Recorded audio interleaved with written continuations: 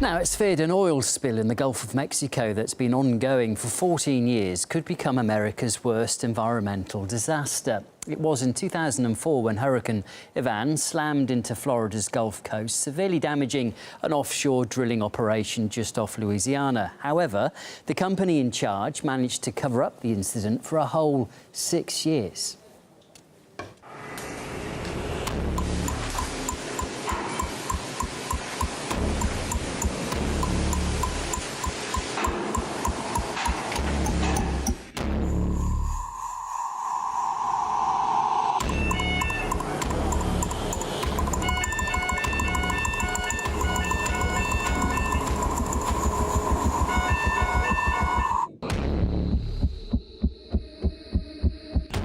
Flying over the Gulf of Mexico, a researcher spots oil-coated gas bubbling in a miles-long slick. People are not the only ones who call the now polluted waters home, and for the indigenous animals there, countless birds and wildlife, the stakes are high, life or death. The time is running low. I suppose the big difference is that with Deepwater Horizon, there was a big explosion and people got killed, and so it instantly hit headlines. And then a lot of oil was released extremely rapidly. In the case of the Taylor platform, first, the original incident didn't cause any loss of life. It was in the context of a major hurricane, Hurricane Ivan, and both the company and the American regulators managed to keep the entire incident pretty quiet. It's one of those long-running accidents, which is less exciting from a reporting point of view.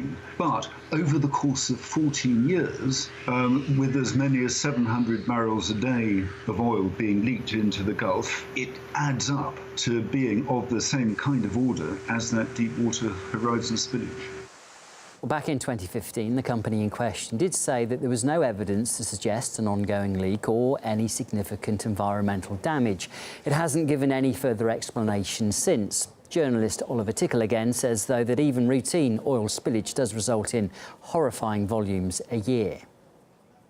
The Gulf is currently producing something like 20% of America's oil. There's rather a high rate of accidents. There are fires breaking out every few days. There's a high rate of oil spillage, with routine spillages in the hundreds of thousands of gallons per year just from ordinary operation. And this entire Gulf Coast is highly industrialized, and it is bound to be leaking considerable amounts of oil. And of course, those environmental impacts impact other industries which are also valuable, like tourism and fisheries and shellfish. There's tens of thousands of miles of oil pipelines transecting this entire region. And if you've got a pipeline, then you are bound to have leaks.